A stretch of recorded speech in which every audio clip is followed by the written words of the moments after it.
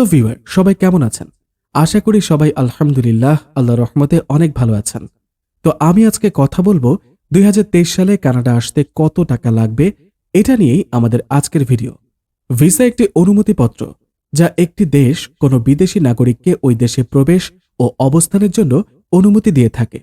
Visa বিভিন্ন প্রকারের হয়ে থাকে, যেমন student visa, tourist visa, medical visa, social working visa, athletic visa, conference visa সহ অনেক ধরনের ভিসার প্রচলন রয়েছে। পড়ালেখা করার উদ্দেশ্যে বিদেশ যাওয়ার জন্য যে ভিসার অনুমতি দেয়া হয় তাকে স্টুডেন্ট ভিসা বলে। স্টুডেন্ট ভিসার মেয়াদ মূলত আপনি যে প্রতিষ্ঠানে পড়াশোনা করতে চাচ্ছেন আপনার ওই শিক্ষা প্রতিষ্ঠানের কোর্সের মেয়াদ যতদিন থাকবে সেটার উপর নির্ভর করে।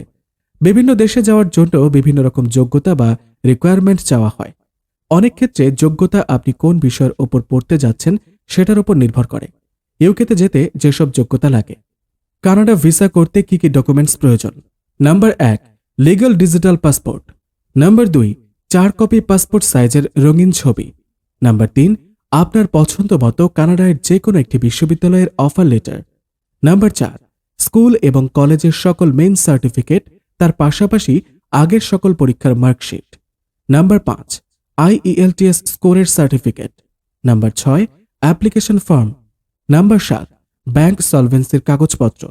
Number 8, Canada visa application form. Number 9, শিক্ষার্থীদের সকল প্রয়োজনীয় কাগজপত্রগুলো অবশ্যই ইন্টারন্যাশনাল অর্গানাইজেশন ফর মাইগ্রেশন থেকে ভেরিফিকেশন করে নিতে হবে।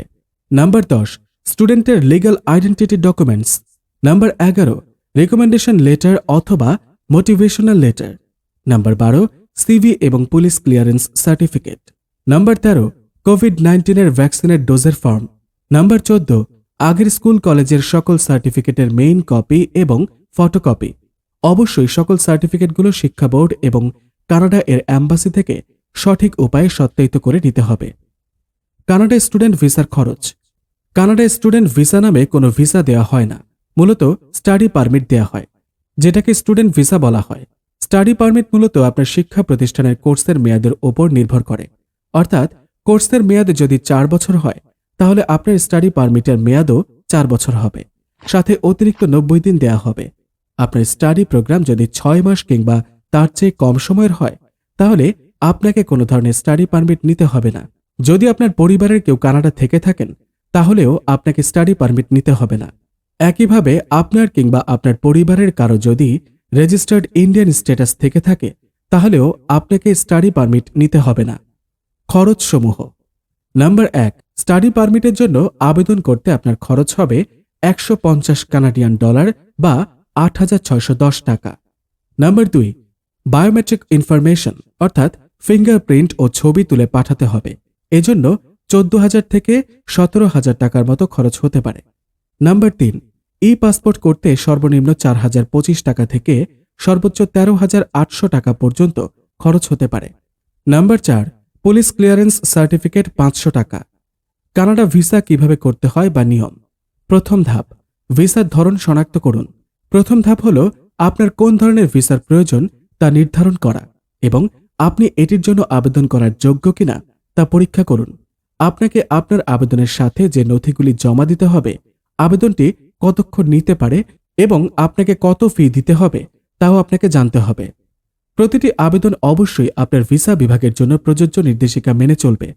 বিস্তারিত নির্দেশনার জন্য ইমিগ্রেশন, রিফিউজি এবং সিটিজেনশিপ কানাডার IRCC ওয়েবসাইট দেখুন।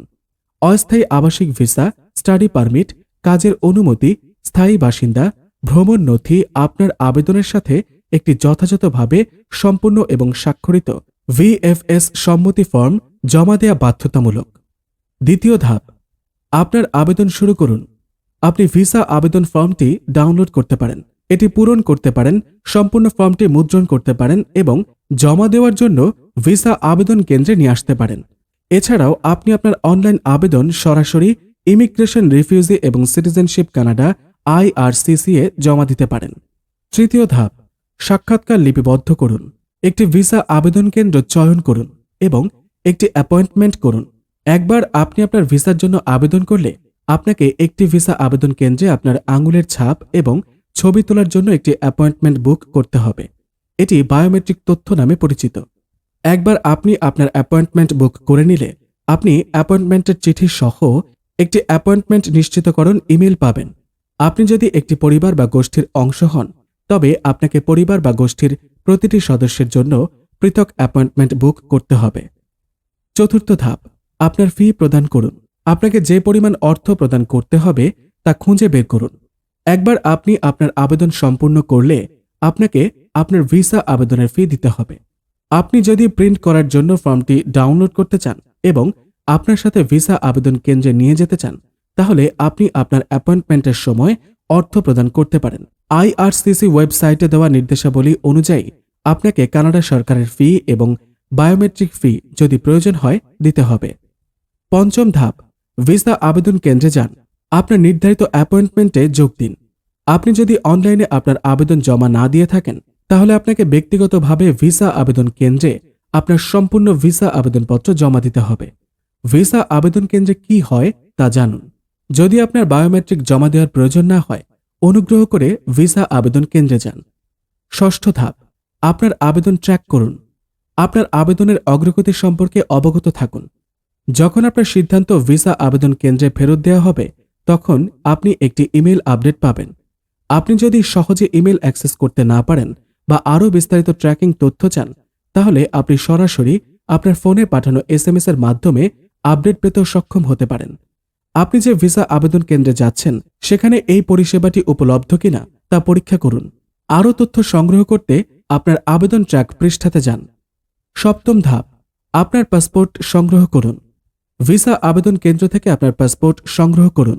ভিসা আবেদনের সিদ্ধান্ত নেওয়ার পরে আপনি ভিসা আবেদন কেন্দ্র থেকে আপনার নথিগুলি নিতে পারেন বা অতিরিক্ত ফি দিয়ে আপনার নথিগুলি কুরিয়ারের মাধ্যমে আপনাকে ফেরত দিতে পারে। আপনি যে ভিসা আবেদন কেন্দ্রে যাচ্ছেন সেখানে এই পরিষেবাটি উপলব্ধ কিনা তা পরীক্ষা করুন ভিসা আবেদন কেন্দ্রে ব্যক্তিগতভাবে সিদ্ধান্তের খাম সংগ্রহ করার জন্য। আশা করি ভিডিওটি ভালো লেগেছে। কানাডা সম্পর্কে আমি আরও ভিডিও আপলোড করব ইনশাআল্লাহ।